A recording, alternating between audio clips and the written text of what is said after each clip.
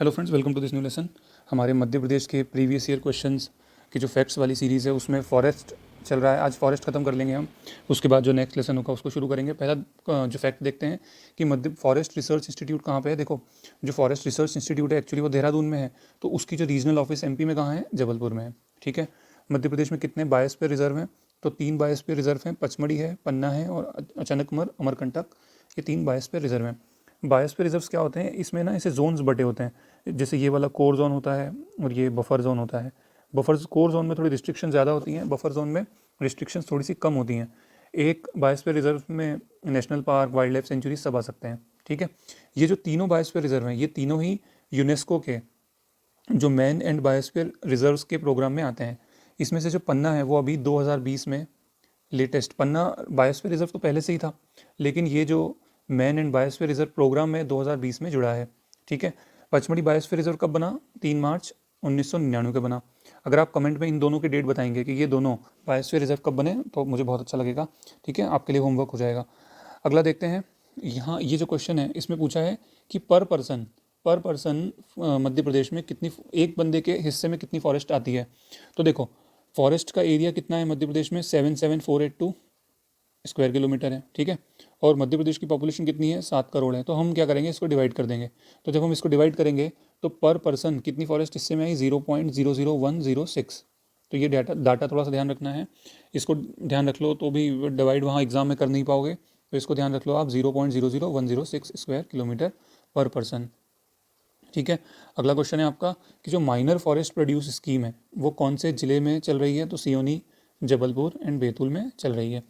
जो अगला क्वेश्चन है बहुत आईएमपी है।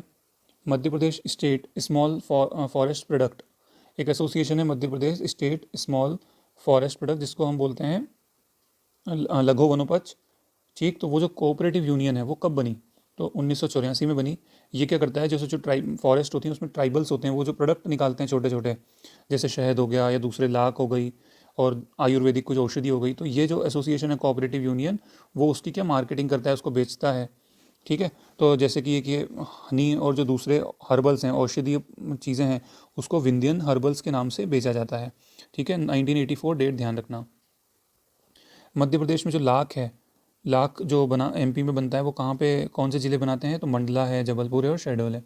अब हम जब इंडस्ट्री पढ़ेंगे तो हम देखेंगे कि मध्य जो एक सरकारी कारखाना है उमरिया में लाख बनाने का। ठीक है। कत्था कहाँ से मिलता है, तो खेर जो वृक्ष है उससे मिलता है, खेर ट्री से।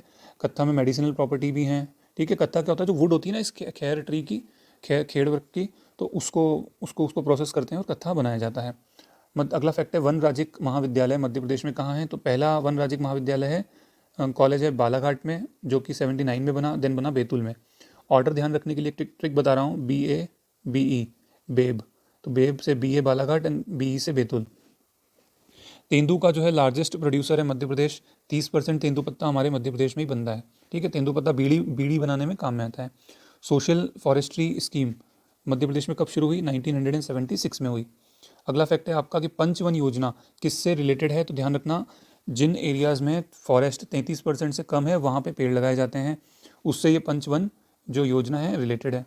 वन से नाम समझ में आ रहा है। 76-77 में ये योजना शुरू हुई थी। सोशल फॉरेस्ट्री स्कीम 76 में शुरू हुई थी। कोऑपरेटिव यूनियन जो हमने पढ़ी थी लघु वनोपज वाली, माइनर फॉरेस्ट प्रोड्यूस वाली, वो बनी थी 84 में। अगला फैक्ट देखेंगे, हमारे मध्य प्रदेश में कितने वन व्रत हैं, कितने फॉरेस्ट सर्कल हैं, 16 हैं। सबसे बड़ा कौन सा है, सबसे बड़ा है खंडवा, सबसे छोटा है होशंगाबाद। इतना ध्यान रख लो। थोड़ा सा डिटेल में जाएंगे। रिजर्व्ड फॉरेस्ट, आपको पता है मध्य प्रदेश में जो जंगल को हम, एक क्लासिफिकेशन है जिसमें हम उसको 3 भागों में बांटते हैं, रिजर्व्ड, प्रोटेक्टेड एंड अनक्लासिफाइड। जो रिजर्व फॉरेस्ट होती हैं वो 60% के अराउंड है, प्रोटेक्टेड 30% के अराउंड है, और ये और कुछ ज़्यादा हैं, और 1 या 2% अनक्लासिफाइड फॉरेस्ट हैं। तो सबसे ज़्यादा रिजर्व्ड फॉरेस्ट, ये शुरू में बताया मैंने आपको पिछले लेसन में, यहाँ पे थोड़ा अप्रॉक्स एक डाटा बता दिया। सबसे ज़्यादा रिजर्व्ड फॉरेस्ट कौन से फॉरेस्ट सर्कल में है, खंडवा में है। सबसे कम रिजर्व्ड फॉरेस्ट कहाँ पे है, छतरपुर में है। सबसे ज़्यादा प्रोटेक्टेड फॉरेस्ट कहाँ है, रिजर्व्ड मतलब आरक्षित, प्रोटेक्टेड मतलब संरक्षित, इसमें थोड़ी रिस्ट्रिक्शन कम होती हैं। तो मैक्सिमम प्रोटेक्टेड फॉरेस्ट इंदौर में है। मिनिमम प्रोटेक्टेड फॉरेस्ट कहाँ है, तो होशंगाबाद में है। ठीक है। ये तो आपको बता ही दिया, सबसे बड़ा वनव्रत, सबसे छोटा वनव्रत। अगला देखेंगे कि जो मध्य प्रदेश में वनों का राष्ट्रीयकरण हुआ वो कब हुआ, 1970 में। 100% नेशनलाइजेशन हो गया, मतलब जितना भी फॉरेस्ट है वो सब मध्य प्रदेश स्टेट का ही है। ये ऐसा पहला राज्य है जहाँ पे ऐसा हुआ है। ठीक है। फॉरेस्ट गार्ड ट्रेनिंग सेंटर जो है आपका वो कहाँ पे है, तो 3 जगह पे है, गोविंदगढ़, रीवा, अमरकंटक में है, एंड देन आपका लखनऊ सियोनी में भी है। Indian institute of forest management Bhopal में है, अहमदाबाद की मदद से बना था। ठीक है। कब बना था, ये बना था 1984 में। रीजनल फॉरेस्ट स्कूल बताया मैंने आपको, शिवपुरी में है। सागर और शहडोल जो ऐसे ज़िले हैं जहाँ पे तेंदुपत्ता मेनली प्रोड्यूस होता है। ठीक है। ये भी मैंने आपको बताया, जो कत्था है, खैर के वृक्ष बनाया जाता है, तो इसके कारखाने कहाँ हैं कत्था बनाने के, शिवपुरी में है और बानमोर मोरेना में है। मतलब आप देख रहे हो कहाँ पे है, जो ये सेंट्रल इंडिया प्लेटू वाला हिस्सा है वहाँ पे है। तो ये यहाँ पे आप देखोगे कि यहाँ पे जो फॉरेस्ट भी है वो कौन सी है, थॉर्नी फॉरेस्ट है। तो ये जो आपका खैर का वृक्ष है वो भी उसी में आता है। ठीक है। Madhya Pradesh forest protection programme किसकी मदद से चलता है, तो वर्ल्ड बैंक की मदद से चलता है। इसमें वर्ल्ड बैंक हमारी बहुत सहायता करता है। अच्छा, एक ये पॉइंट आया हुआ है एग्जाम में, इसमें क्या था, क्वेश्चन में ऐसा था कि साल और जो टीक सागौन के वृक्ष हैं उनके बारे में कुछ पॉइंट लिखे थे, आपको बताना था कि सही क्या है गलत क्या है। तो ध्यान रखना, ये अच्छी क्वालिटी की वुड मिलती है इनसे, और इनके जो पत्ते होते हैं वो बहुत बड़े होते हैं। ठीक है। लार्ज लीव्स होती हैं इनकी। ठीक। वाइल्ड लाइफ प्रोटेक्शन एक्ट 1972 में जो आया था, wild life protection act Madhya Pradesh में लागू कब हुआ था, 25 जनवरी 1973 1973 में। बोरी वाइल्ड लाइफ सेंचुरी कहाँ पे है, बोरी वाइल्ड लाइफ सेंचुरी होशंगाबाद में है, सतपुड़ा नेशनल पार्क का हिस्सा है। ये ऐसा बताया जाता है कि ये सबसे पुराना जंगल है, ओल्डेस्ट फॉरेस्ट है। ठीक है। अच्छा, बम्बू के यूज़ क्या क्या हैं, तो कंस्ट्रक्शन में यूज़ होता है, पेपर मेकिंग, कारपेट, सब में यूज़ होता है। साइंटिफिक नेम है इसका डेंड्रोकैलेमस स्ट्राइकस। ठीक है। और मध्य प्रदेश सेकंड आता है बम्बू में, पहला आता है आपका अरुणाचल प्रदेश। ठीक है। अच्छा, मैंने आपको बताया था कि 3 प्रकार की जो फॉरेस्ट होती है एमपी में। ठीक है। एक हमने पढ़ा था कि जो कांटेदार वृक्ष होते हैं, थॉर्नी फॉरेस्ट सेंट्रल इंडिया में, और इधर थोड़े बहुत मालवा वाले हिस्सा में होते हैं। एक आपको मैंने बताया था कि बुंदेलखंड और इधर ट्रॉपिकल डेसिडियस फॉरेस्ट है। ठीक है। और एक आपको बताया था मैंने इधर जो आपका सेमी डेसिडियस को हम कई बार ट्रॉपिकल वेट डेसिडियस भी बोल देते हैं। तो सबसे ज़्यादा जो फॉरेस्ट मिलती है वो कौन सी मिलती है मध्य प्रदेश में, ट्रॉपिकल ड्राई डेसिडियस फॉरेस्ट 88.65%। ठीक है। जो ये इधर इधर है ये सबसे ज़्यादा है। अश्वगंधा की फार्मिंग कहाँ होती है, अश्वगंधा जो है इसमें बहुत प्रॉपर्टीज़ होती हैं। ये मसल बिल्डिंग में भी काम आता है, वेट भी बढ़ाता है, इसमें इम्यूनिटी भी बढ़ाता है। ठीक है। तो मनासा, नीमच और मानपुरा यहाँ पे होती है। एलोवेरा और लेमन ग्रास दोनों मध्य प्रदेश में पाए जाते हैं, इसको थोड़ा सा दिमाग में रखना।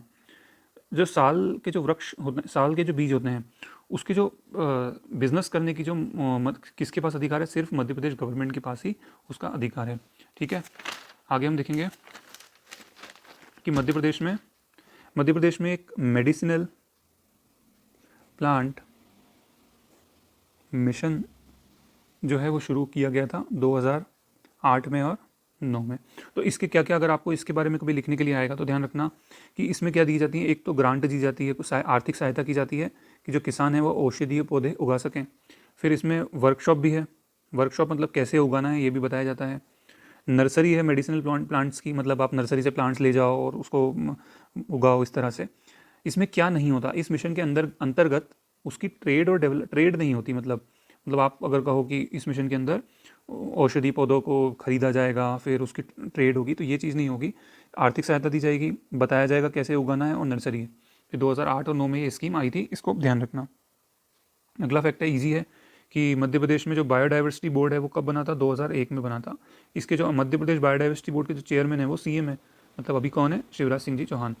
मड़ाई नेशनल पार्क, अगला फैक्ट है, मड़ाई नेशनल पार्क किसका भाग है, तो सतपुड़ा नेशनल पार्क का भाग है। तो ये हमारे फॉरेस्ट के फैक्ट खत्म हुए। अगर आपको इन फैक्ट्स में कोई भी मिस्टेक लगती है, हो सकती है, तो आप प्लीज़ कमेंट्स में बताएं कैसा लगा आपको लेसन, और आप क्या चाहते हैं। प्लीज़ लाइक डिसलाइक करें, कमेंट दें, हमारी टीम को बहुत मोटिवेशन मिलता है। Thank you so much.